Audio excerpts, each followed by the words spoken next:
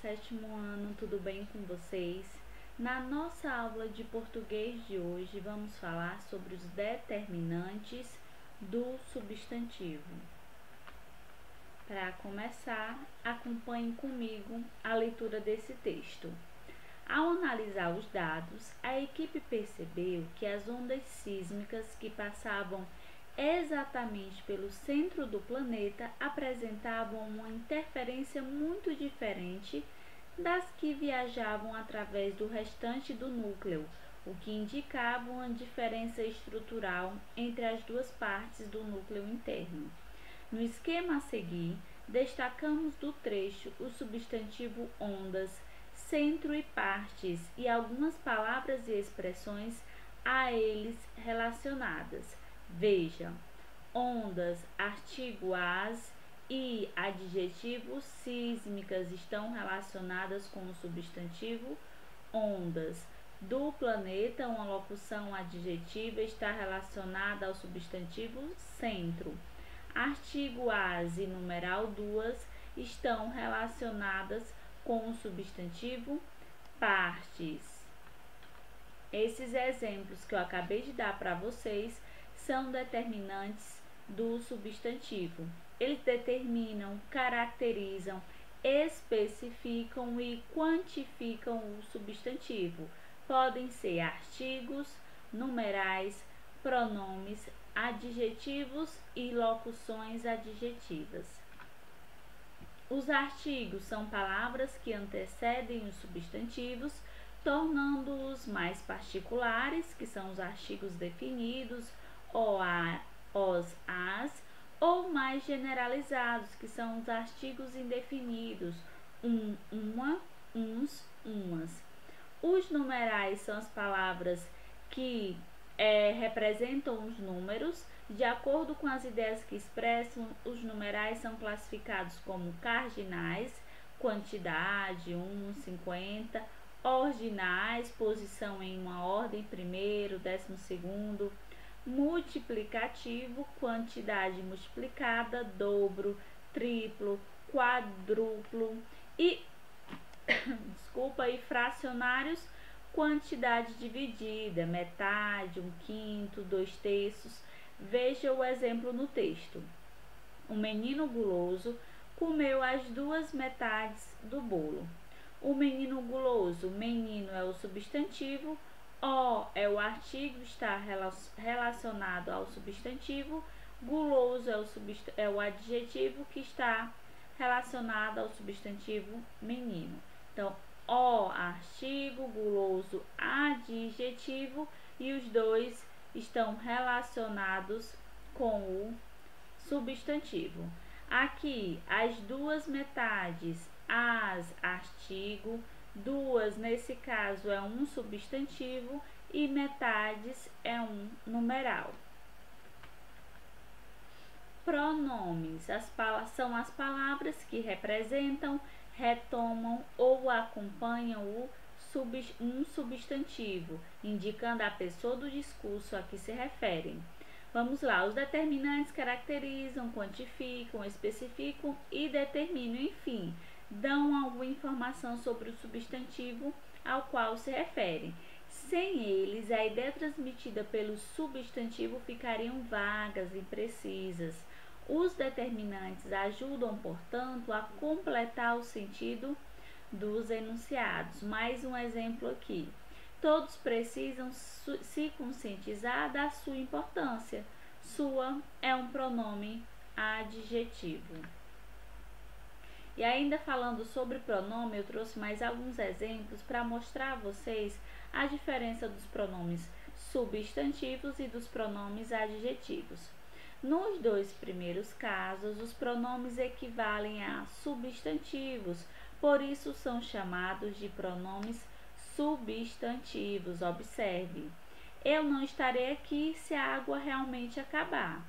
Eu é um pronome substantivo porque equivale a um substantivo. Segundo exemplo, ela não é um recurso infinito. Ela é um pronome substantivo porque equivale a um substantivo. Por outro lado, quando determinam o substantivo, os pronomes são considerados pronomes adjetivos. Vejam, todos precisam se conscientizar da sua importância. Sua é um pronome adjetivo porque determina o substantivo importância. E aí, falando sobre adjetivos, os determinantes que caracterizam ou qualificam, caracterizam e qualificam o substantivo. Então, adjetivos são também determinantes que caracterizam e qualificam o substantivo. O adjetivo também pode ser representado por uma expressão formada por duas ou mais palavras, que a gente chama de locução adjetiva.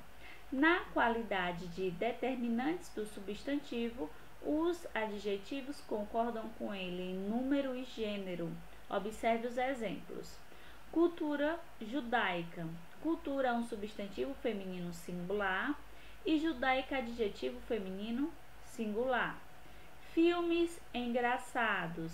Filmes, substantivo masculino plural. Engraçados, adjetivo masculino plural. Em relação ao gênero, alguns adjetivos são uniformes, ou seja, têm uma única forma para o masculino e para o feminino. Nesse caso, a concordância com o substantivo segue apenas o número. Veja os exemplos. Ideia tradicional. Ideia, substantivo feminino singular. Tradicional, adjetivo uniforme singular. Ideias tradicionais. Ideias, substantivo feminino plural. Tradicionais, adjetivo uniforme plural. Nesse caso, vai só para o plural, porque não tem o gênero, né? Ele não varia em gênero. Mais um exemplo de determinante. Essa descoberta fornece novas pistas para 3 estudos aprofundados sobre os mistérios dos planetas. Então, essa é um determinante, é um pronome. Outro determinante, que é o adjetivo novas, determina aqui a palavra, o substantivo pistas. 3, que é outro determinante, um numeral, que determina o substantivo estudos. Aprofundados, determinante também, que é um adjetivo. Os, um artigo definido. E dos planetas, uma locução adjetiva. Então, gente, os determinantes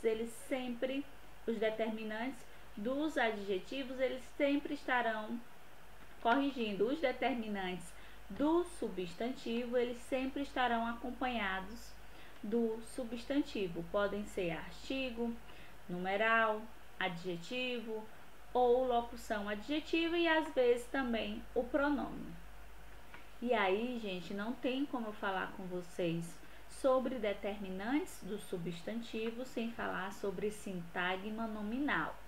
Nos enunciados, os substantivos normalmente vêm cercados por outras palavras que os determinam e especificam. Observe esse fato nas frases a seguir, nas quais alguns substantivos foram destacados em cor vermelho. Vejam só, a constelação de Gêmeos mostra 2 estrelas mais brilhantes, Pólux e Castor, que correspondem às cabeças dos gêmeos. Esses nomes têm origem na mitologia grega. Observe as palavras e expressões em verde, essas palavras de cor verde. Elas pertencem à classe dos adjetivos e locuções adjetivas, mitologia grega, dos gêmeos, dos artigos, dos numerais e dos pronomes. Essas 4 classes gramaticais são chamadas de determinantes do substantivo porque dão informações sobre ele, determinando, especificando ou qualificando, como eu já havia falado para vocês. O conjunto formado pelo substantivo e seus determinantes é chamado de sintagma nominal ou grupo nominal. A expressão a mitologia grega, por exemplo, é um sintagma nominal e seu núcleo é o substantivo mitologia. Os sintagmas nominais são fundamentais na construção dos textos pois apresentam as referências, isto é, os elementos dos quais se falam. Ou seja, gente, sintagma nominal são os substantivos e seus determinantes. Bom, sobre os determinantes do substantivo era isso. Agora eu vou comentar com vocês algumas questões da página 98, 99 e 100. Acompanhem comigo. Eu não vou ler com vocês o texto, acredito que vocês já tenham lido. Vou mesmo responder as questões. Vamos lá?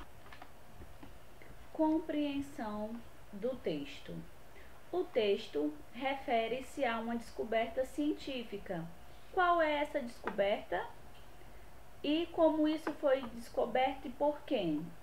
Qual é essa descoberta? A descoberta científica é que o núcleo da Terra, o núcleo interno da Terra, tem seu próprio núcleo, com propriedades físicas diferentes do restante. Como isso foi descoberto e por quem? Foi descoberto graças a uma aplicação inovadora das tecnologias usadas para monitorar terremotos por um grupo de cientistas estadunidenses e chineses. Eu vou aumentar a tela para ficar melhor.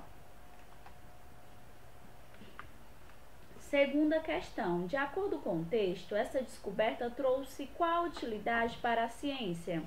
A descoberta forneceu novas pistas para se compreender a estrutura das profundezas do planeta, desvendar sua formação e estudar outros processos dinâmicos do interior da Terra. Terceira questão.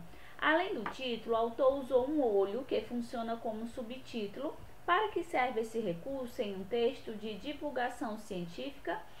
Bom, turma, serve para ampliar o que foi dito no título do texto. Quarta questão. No último parágrafo, o autor afirma que os cientistas acreditam na evolução do núcleo interno da Terra. Por que eles acreditam nisso? Bom, porque o núcleo interno tem regiões claramente diferenciadas, indicando que ele pode ter sofrido uma grande mudança. B. Essa evolução do núcleo interno está relacionada com a evolução do próprio planeta. Isso é uma afirmação. Copie no caderno a frase que indica isso no texto. Talvez ali que possamos encontrar a chave para descobrir como o planeta evoluiu. Está entre aspas, por quê? Porque foi retirado do texto. Todas essas respostas estão no texto. Vocês apenas escreverão com as suas palavras. No único caso que era para transcrever, copiar no caderno a frase exatamente como estava no texto, é a B. É por isso que ela está entre aspas. Quinta questão é uma resposta pessoal. A que conclusão você chega sobre os estudos e as descobertas da astronomia? É uma resposta pessoal. A sexta também. Então vamos responder as questões de olho na construção dos sentidos que está no texto. No segundo parágrafo, o autor traz informações sobre o núcleo da Terra. Há muito tempo, os cientistas estabeleceram que a Terra é composta de 3 camadas principais. A crosta, uma profunda e quente camada de magma, conhecida como manto, e o núcleo. Sabe-se também que o núcleo, sob altas temperaturas, é composto de uma parte externa de ferro e níquel em estado líquido e uma parte interna ainda mais quente, mas em estado sólido, graças à imensa pressão. Quais informações sobre o núcleo da Terra são conhecidas dos cientistas? Que a Terra é composta de 3 camadas principais, que é a crosta, o manto e o núcleo é composto de uma parte externa líquida, de ferro e níquel, e de uma parte interna sólida. Essas informações referem-se apenas ao passado ou ao presente? Relacione sua resposta com os elementos destacados no texto. Sabe-se, estabeleceram, há muito tempo. Então, a resposta da B é: as informações referem-se ao passado, mas também ao presente. Isso pode ser verificado pelos tempos das formas verbais estabeleceram, que é passado, sabe-se, que é presente, bem como pelo uso da expressão há muito tempo, bem aqui, passado. Segunda questão. Releia o terceiro parágrafo. Acreditava-se que o núcleo interno seria uma esfera sólida de ferro com uma estrutura única. O novo estudo, porém, mostra que dentro do núcleo interno, que tem aproximadamente o tamanho da Lua, há um núcleo do núcleo com cerca da metade desse tamanho, também feito de ferro sólido, mas com uma estrutura distinta. Segundo esse trecho, como os cientistas acreditavam que era o núcleo da Terra no passado e como acreditam que ele é hoje? De acordo com esse trecho aqui. Bom, os cientistas acreditavam que o núcleo interno seria uma esfera sólida de ferro com uma estrutura única. Hoje acreditam que dentro desse núcleo há outro núcleo também feito de ferro sólido, mas com uma estrutura distinta. Porque a palavra porém é usada nesse contexto para indicar que o novo estudo revela uma concepção diferente daquela em que se acreditava. C. Por qual das palavras a seguir, porém, pode ser trocada? Mas, contudo ou todavia? Justifique sua resposta. Pode ser trocada por contudo e todavia. Também é possível trocar por mais, desde que se altere a construção da frase. Mas o novo estudo mostra. Terceira questão, agora estão acompanhando? Vamos lá. Releia o quinto e o sexto parágrafos do texto. Para estudar o centro da Terra, os pesquisadores utilizaram as ondas sísmicas. Usamos os mesmos instrumentos que se usa para medir abalos sísmicos. Para isso, usamos sensores e mini receptores espalhados em diversos locais do mundo. Assim, conseguimos medir atraso no tempo em que essas ondas viajam por dentro do planeta. Explicou. Segundo ele, o processo funciona de forma análoga ao ultrassom, usado por médicos para explorar o interior do corpo dos pacientes. É como se estudássemos os ecos dos terremotos, que têm um sinal muito mais claro que os terremotos em si, e vão em todas as direções. Isso permitiu que detectássemos as interferências ao passar por diferentes estruturas do interior do planeta, disse Song. Considerando o gênero textual, com que finalidade o autor usou as expressões destacadas em negrito? Bom, as expressões destacadas em negrito foram utilizadas para ligar a explicação científica ao fato apresentado anteriormente. Reescreva os trechos no caderno, substituindo cada expressão destacada por outra que tenha o mesmo efeito de sentido. Então, vamos lá. Desse modo, então, em consequência, conseguimos medir atrasos no tempo em que essas ondas viajam. Por esse motivo, ou por conseguinte, foi possível que detectássemos as interferências. Está aqui, ó, essas partes destacadas. C. Observe as frases sublinhadas em que aparecem expressões com menos instrumentos e de forma análoga. Por que há essas comparações no texto? Bom, gente, essas frases têm o mesmo propósito do item A, explicar ou esclarecer a um público leigo conceitos complexos da área de estudo. Nas frases sublinhadas, é explicando que os instrumentos usados são os mesmos utilizados para medir abalos sísmicos, que o processo indicado funciona como ultrassom e que este é usado por médicos para explorar o interior do corpo dos pacientes. Quarta questão. Volte à questão 3 e localize a palavra mini receptores no trecho citado. Essa palavra é formada pela junção de um prefixo e de um substantivo. Quais são eles? Primeira pergunta. E o que significa esse prefixo? Segunda pergunta. A palavra mini receptores é formada pelo prefixo mini e pelo substantivo receptores. Esse prefixo exprime o sentido de tamanho minúsculo, muito pequeno. B. No caderno, reescreva o trecho em que aparece essa palavra e troque-a por uma expressão de mesmo significado. Para isso, usamos sensores e receptores muito pequenos ou muito minúsculos, espalhados em diversos locais do mundo. Bom, turma, por hoje é só.